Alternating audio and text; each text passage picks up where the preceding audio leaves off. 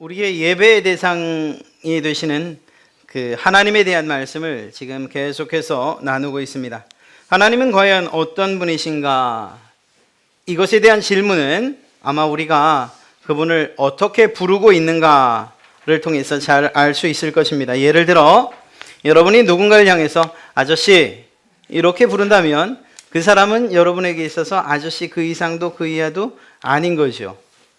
여러분 직장 상사를 어떻게 부르십니까? 과장님, 부장님, 혹은 뭐 사장님 이렇게 부르죠. 그때에는 직장 안에서 불려지는 그 이름의 이상도 이하도 아니에요. 그런데 어느 날 그 관계가 참 좋아져서 형님 이렇게 부르게 됐다면 그때에는 직장에서 비교할 수 없는 거기에서 그 관계에서 알 수 없는 더 깊은 관계, 마치 가족과 같이 느껴지는 이러한 관계까지 들어갔다는 것을 의미하는 것입니다. 둘 사이가 그 관계가 더 특별한 관계가 되었다는 것을 이야기하는 거죠. 여러분, 하나님과 그의 백성들과의 관계를 이런 호칭 가운데서 사실은 잘 알 수가 있습니다.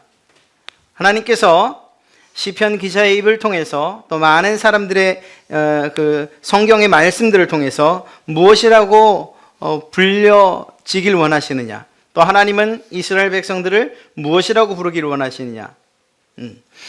하나님은 우리의 왕이십니다. 또 하나님은 우리의 목자이십니다. 때로는 오늘 앞서 읽어 말씀드렸던 가운데에도 있는 것처럼 하나님은 우리의 반석이십니다. 이렇게 불려지기를 원하신다는 것이요. 무엇을 의미하는 걸까요? 내가 너희를 지켜주마, 보호해주마, 걱정 말아라. 이러한 것을, 그러한 의미를 내포하고 있는 것이죠. 그냥 막연하게 하나님은 저의 하나님이십니다 라는 이러한 말보다 좀 더 깊이 있게 그 관계를 설명하는 것이 바로 그 호칭이라는 것을 알 수 있습니다. 또 하나님은 우리의 재판장이시며 또한 심판주가 되십니다. 이것을 통해서는 우리가 또 무엇을 알 수 있습니까? 하나님이 선과 악을 공의롭게 판단하시는구나. 아울러 내가 어떤 삶을 살아야 되는구나 하는 것을 잘 알 수 있게 되는 것입니다. 우리는 하나님을 이렇게도 부릅니다. 고린도전서 8장 6절 말씀을 보면 그러나 우리에게는 한 하나님 곧 아버지가 계시니 만물이 그에게서 났고 우리도 그를 위하여 있고 또한 한 주 예수 그리스도께서 계시니 만물이 그로 말미암아 우리도 그로 말미암아 있느니라. 여러분, 한 하나님 곧 누구라고요? 아버지가 계시니. 아버지, 사실 이 아버지라는 단어가 여러분들 각자에게 똑같은 의미로 다가올 수는 없어요. 어떤 분에게는 부르기만 해도 눈물이 주르르 흐르는 그러한 단어로 다가오실 수도 있고, 또 반면에 어떤 분에게는 아주 강한 거부감이 있을 수도 있습니다. 아버지 생각하기도 싫어요. 때로는 심하게는 혐오스럽기까지 한 이러한 분들도 사실 있을 겁니다.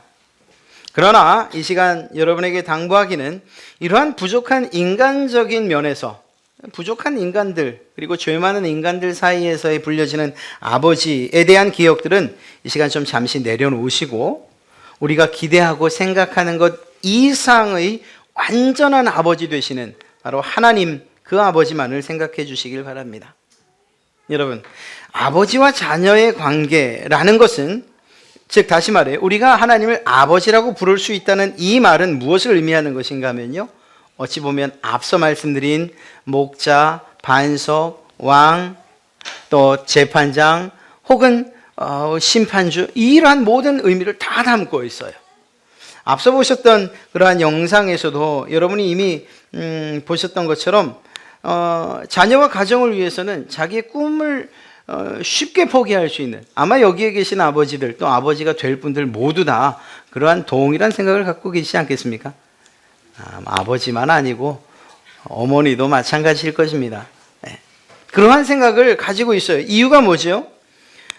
그것을 포기하면서라도 내 가정을 보호하고 지키고 그리고 그 어려움 가운데서 구하고자 하는 그러한 아버지 마음이 있다는 것입니다. 뿐만 아니라 때로는 잘못한 것에 대해서는 엄히 꾸중하시고 또 때로는 엄격하고 심지어는 매를 들기도 하는 그런 분이 아버지신 거죠. 그렇게 보면 우리가 하나님을 아버지라고 부를 때는 그 안에 이미 우리를 보호해 주시는 분, 또 우리를 지켜주시는 분뿐만 아니라 우리를 때로는 모질게도 혼내시는 분, 때로는 공의로우신 분, 이 사랑과 공의의 속성을 다 담고 있는 것이 이 아버지라는 그러한 호칭에 달려 있다라는 것입니다. 가족을 책임진다, 또 자녀들을 책임진다는 것, 그것이 부모들의 공통된 마음이 아니겠는가 생각을 해봅니다. 여러분, 오늘 여러분들과 함께 읽은 성경 말씀에는 두 명이 등장합니다. 사실 우리가 읽지 않은 25절부터 또 다른 한 명이 등장하지만, 그러나 오늘은 제가 여러분에게 이 두 명에 대해서 이야기하고 싶습니다. 아버지와 집 나간 아들입니다. 그 아들은 아버지가 돌아가시기 전이에요. 그러니까 돌아가신 후에나 받을 수 있는 자신의 재산을 미리 챙겨 달라고 이야기하죠. 그리고 그 재산을 미리 챙겨받아서는 먼 나라로 떠나갑니다. 그리고 떠나갈 때 그의 마음은 아마도 이랬을 거예요. 내가 아버지가 이렇게 나를 만류하지만, 내가 떠나는 것을 막지만 내가 가서 보란 듯이 한번 성공해 봐야지. 그리고 돌아오면 아버지도 날 인정해 주실 거야 라는 그런 생각을 갖지 않았겠습니까? 하지만 그는 먼 타국에 가서 결국은 자신의 재산을 모두 허랑방탕하게 그냥 날려버리고 맙니다. 잘 관리하지 못한 거죠. 그러다가 결국 그는 굶어 죽을 지경이 됩니다. 게다가 흉년까지 왔습니다. 그리고 그가 살 수 있는 방법은 어느 곳을 가서라도 그저 먹을 수만 있으면 되는 그런 상황이 되어버리고 맙니다. 그래서 돼지를 치기로 결정을 하고 그 누군가의 집에 들어가 그 일을 시작합니다. 배가 너무 고파서 돼지나 먹는 쥐염 열매, 그거라도 어떻게 좀 얻어서 먹어볼까 하는데 그것조차 주는 사람이 없다라고 성경은 기록하고 있습니다. 그때 이러한 상황에 그는 아버지를 생각합니다. 아버지에게로 돌아가기로 결정을 하지요.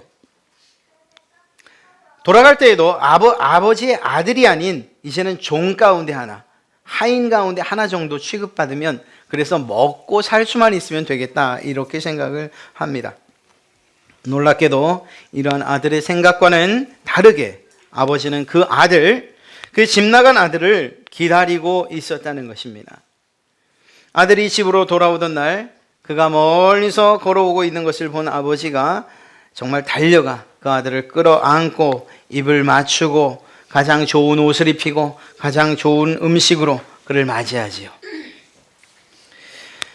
물론 종이 아니라 아들, 여전한 아들로 그를 대우해 주는 것을 보게 됩니다. 자, 이러한 상황 가운데에서 아들은 아버지에게 자신의 모습에 대해서 이렇게 이야기를 합니다. 우리가 읽었던 18절 말씀을 보면 이렇게 기록되어 있죠. 그리고 그 18절의 말씀은 반복되어서 21절에 똑같이 기록되고 있습니다. 21절 말씀을 읽으면 아들이 이르되 아버지, 내가 하늘과 아버지께 죄를 지었사오니 지금부터는 아버지의 아들이라 일컬음을 감당하지 못하게 했나이다 하나. 여러분, 이 아들이 무엇이라고 말합니까? 아버지, 제가 죄를 지었습니다. 제가 죄인입니다. 저를 용서해 주십시오 라고 말을 하고 있습니다. 여러분, 과연 이 아들은 언제 죄인이라는 것을, 그리고 자기가 죄인이라는 것, 언제 죄인이 되었다는 것을 깨달은 것일까요? 더 분명하게 말하면 아들은 아버지에게 언제 죄인이 되었을까요? 언제? 우리는 생각합니다. 아들이 자신이 죄인이라고 느낀 것은 아마도 가지고 있던 모든 재산을 다 탕진한 이유일 거라고 생각합니다. 틀린 말이 아니죠. 왜냐하면 만약 그가 재산을 탕진하지 않고 오히려 사업에 성공하고 그래서 더 큰 재력가가 되어서 정말 금이환영했다면 그 아들의 마음에는 아버지 보십시오. 제가 이런 사람입니다. 제가 이렇게 성공한다고 하지 않았습니까? 여러분, 그 마음 가운데에 아버지 나는 죄인입니다 라는 생각이 있을까요? 없지요. 그러니까 그 생각도 결코 틀린 게 아닙니다. 허랑방탕하게 모든 것들을 다 잃어버릴 때, 그때가 죄인임을 깨달았던 때다. 틀리지 않을 것입니다. 우리만이 아니라 집 나간 아들도 아마 그 자신도 그렇게 생각을 했을 거예요. 내가 실패하지만 않았더라면, 그래서 더 많은 돈으로 아버지를 더 기쁘게 해드릴 수 있었을 텐데. 여러분, 아들이 생각하는 죄는 자신이 성공하지 못한 것, 혹은 자신에게 주어진 재산을 허랑방탕하게 사용한 그것, 그래서 탕진한 것, 이것이 죄라고 여겼던 것입니다. 어쩌면 자신이 지금 겪고 있는 이 비참한 결과, 쥐업 열매를 먹을 수밖에 없는, 그것도 먹을 수 없는 이러한 결과가 자신의 죄, 즉 허랑방탕한 삶을 살았기 때문에 온 결과라고 그렇게 생각할 것이라는 것입니다. 여러분, 우리는 우리의 죄에 대해서 이렇게 생각한다는 거예요. 이렇게 생각해요. 이 둘째 아들처럼 거짓말하는 것, 혹은 욕을 하는 것, 증오심을 품는 것, 욕심이 지나쳐 탐욕이 되고, 그래서 누군가의 것을 빼앗거나 가로채는 것, 그게 돈이든지 혹은 여자든지 명예든지 권력이든지 이렇게 눈으로 드러나는 것, 그리고 세상이 법으로 규정해서 이것은 죄다라고 하는 것들, 또 성경이 규정해서 이것은 죄다라고 하는 것들을 행할 때 드디어 그때 무엇이라고 느끼는가? 내가 죄인이구나, 이렇게 느낀다는 거예요. 그때부터 죄책이 오기 시작하는 거죠. 그래서 때로는 우리가 일주일을 죄와 상관없이 보내거나 나름 깨끗하고 거룩하게 보냈다라고 할 때, 우리의 예배의 순서에 따라 이 시간 죄의 고백을 하나님께 드리겠습니다라고 하면, 그때에 내가 지은 죄가 없는데 오늘은 무슨 기도로 죄의 고백을 하나 하는 생각을 하게도 된다는 거예요. 회개할 게 없는데 왜 자꾸 죄를 고백하라고 하는 거지? 이것이 우리 사람들 일반적인 생각입니다. 세상 사람들뿐만 아니라 믿는 여러분과 저 가운데에도, 우리 가운데에도 많은 사람들이 죄의 문제를 이렇게 접근해 가는 거예요. 우리가 짓는 죄, 눈으로 드러난 죄, 발각된 죄. 좀 더 깊이 생각하는 그분들은 이렇게 얘기하죠. 주님께서 생각으로 죄를 짓는 것도 죄라고 말씀하셨지. 그렇게 생각을 합니다. 그래서 내가 지은 죄가 그렇게 생각하면 좀 있기는 하네, 이런 정도로 우리의 죄의 문제를 접근한다는 거죠. 행위뿐만 아니라 생각과 사고의 범주에서도 죄를 규정합니다. 잘하시는 거죠. 옳습니다. 하지만 이러한 것으로서 그친다면, 우리는 진짜 정말 중요한 우리의 죄에 대해서는 간과하고 있는 거예요. 다시 집 나간 아들의 이야기로 돌아가 봅니다. 그가 정말 아버지에게 죄를 지은 것, 다른 표현을 사용하면 그 집 나간 아들이 아버지의 마음에 커다란 못을 박은 때가 언제입니까? 쥐업 열매를 먹을 때예요? 자신의 모든 재산을 탕진했을 때입니까? 아니면 허랑방탕하게 놀고 먹을 때예요? 과연 언제입니까? 여러분, 집 나간 아들이 아버지에게 죄를 지은 때는 바로 아버지에게로부터 떠나겠다고 결심했던 그때예요. 아들이 자신의 몫을 챙겨달라고 한 것, 사실 그건 아무 문제 없어요. 이미 아버지께서 주기로 약속한 것이니까 말입니다. 그러나 그것을 가지고 나가겠다고, 가서 성공해보겠다고, 성공해서 돌아오겠다고 자신만만하게 외치며 아버지로부터 등을 돌렸을 때라는 거예요. 이게 왜입니까? 관계의 단절이기 때문에. 아버지와 아들과의 관계가 단절되는 것, 그것이 바로 죄라는 것입니다. 그렇게 아버지의 만류를 뿌리치고 나갔던 그날부터 아버지는 집 나간 아들의 생각에 온통 사로잡혀 살았어야만 했습니다. 먹는 것도 먹는 것이 아니고 자는 것도 자는 것이 아닌 생활. 그러면서 언제 돌아올지 모르는 그 아들을 향한 마음으로 끊임없는 기다림이 시작된 거죠. 마음만 아니에요. 정말 마을 어귀까지 나가서 늘 돌아오는 아들을 기다리고 있었다는 것입니다. 그러니 이게 죄가 아니고 무엇이에요?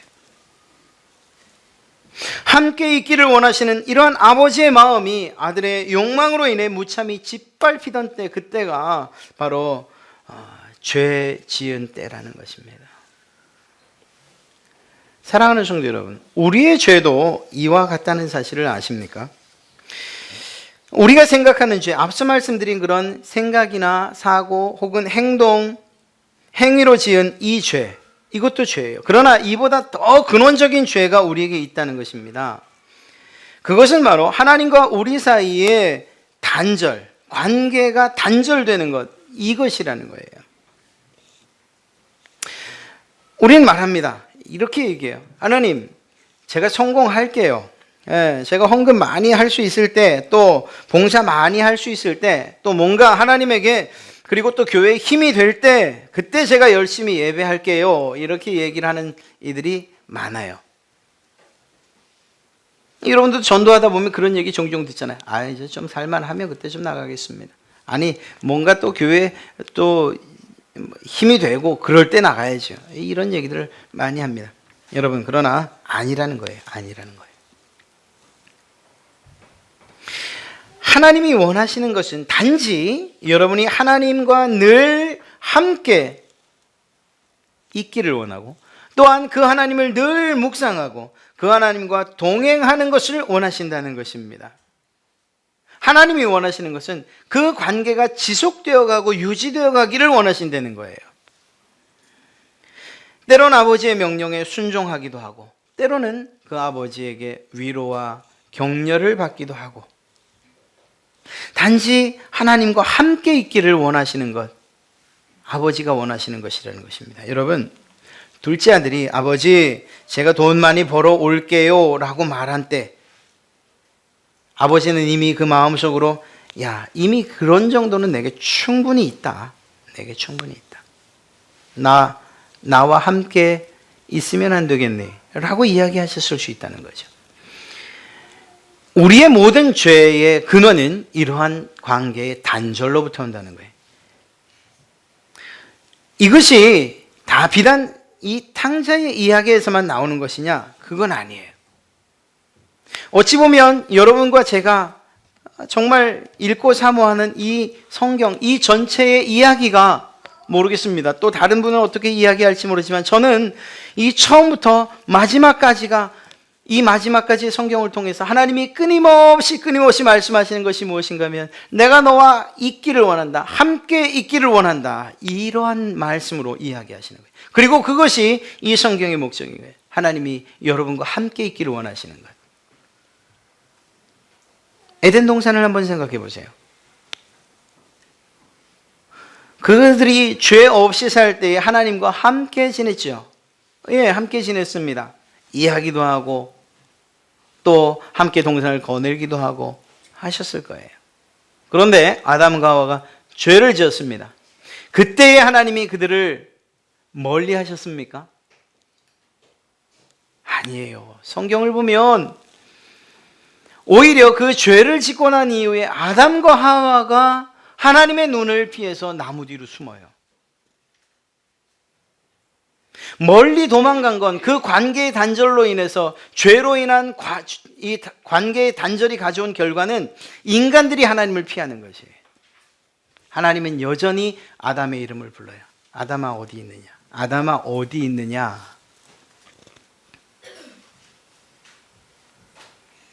그리고 그 가운데 함께 계시기를 원합니다. 그러나 그때는 이미 그럴 수 없는 것이 죄의 문제가 있었기 때문이죠.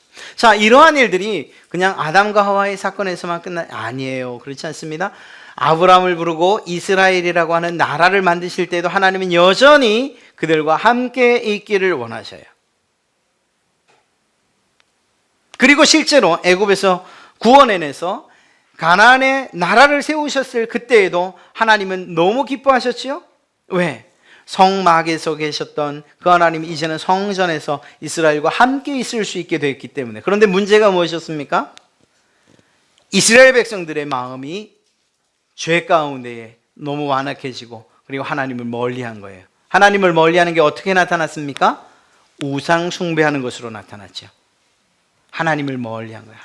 하나님과의 관계를 우상으로 단절하기 시작한 거예요.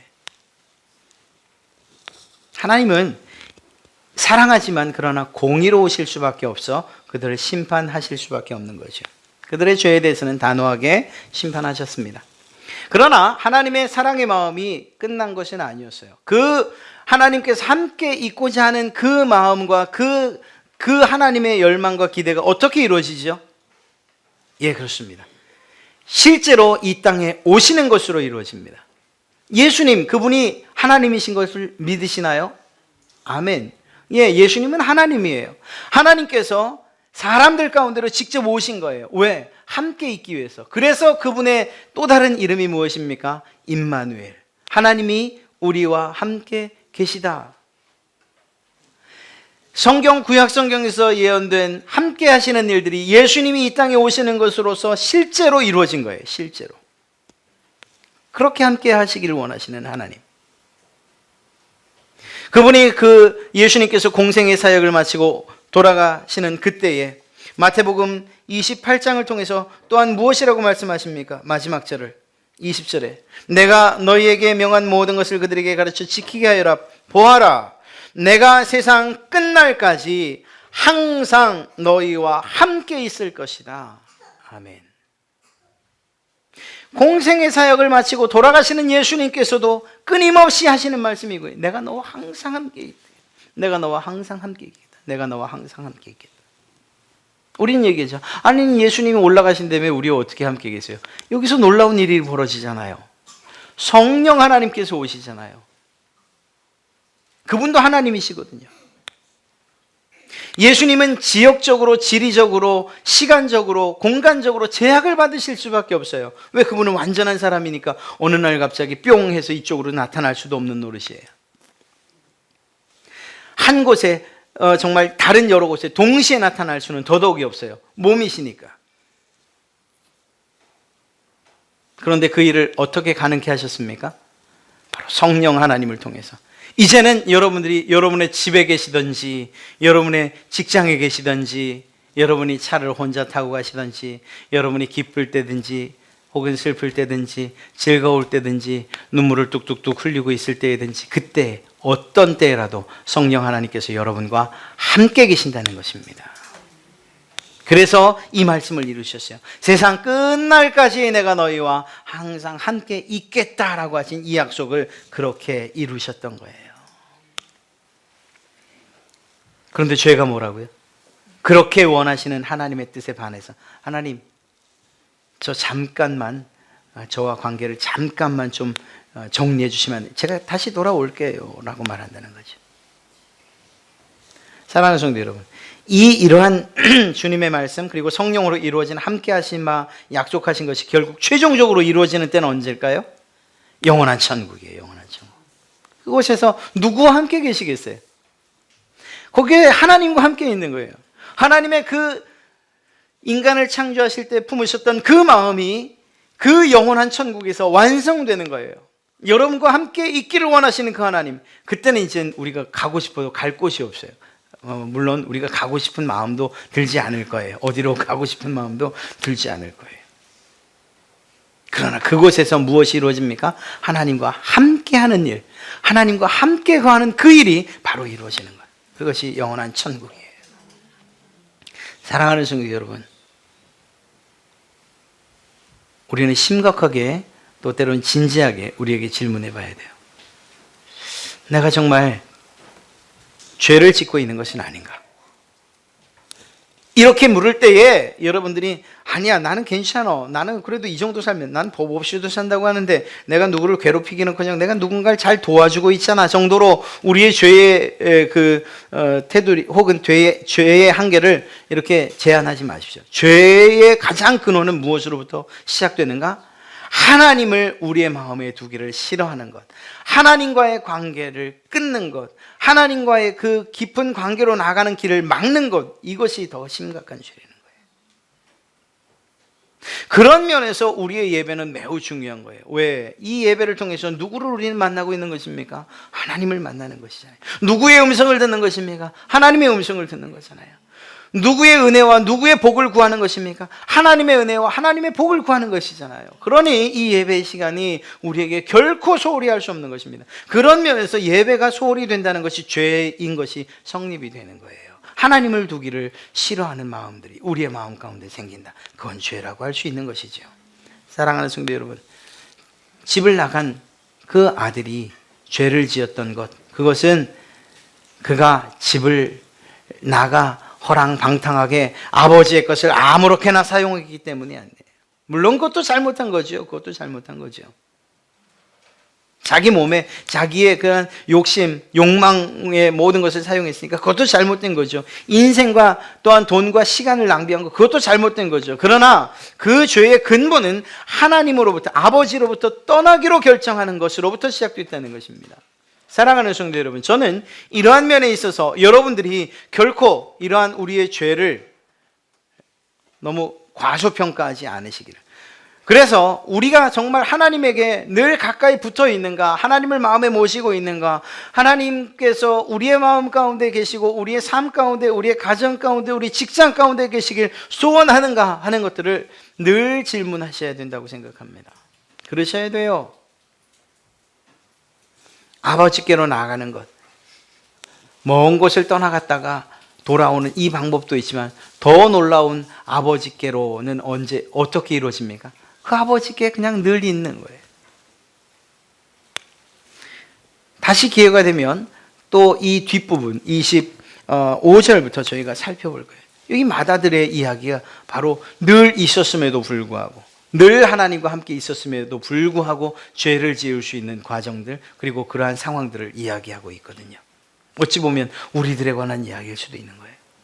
사랑하는 성도 여러분, 집 나간 탕자, 또 집 나간 아들 생각할 때 참 몹쓸 놈이네, 어째 그래 그것을 그렇게 허랑방탕하게 사용했던가, 또 그렇게 죄를 지었던가, 그 아버지 마음을 그렇게 아프게 했던가, 그것이 우리가 될 수 있다는 사실을 마음에 새기시고, 정말 하나님 앞에 정말 그분이 말씀하시는 죄의 범주 가까이 가지도 않는, 즉 하나님과 늘 관계를 유지하고 그리고 그분을 우리의 마음 가운데 모시기를 늘 소원하며 사시는 그러한 귀하고 복된 여러분 되시기를 주의 이름으로 축원합니다.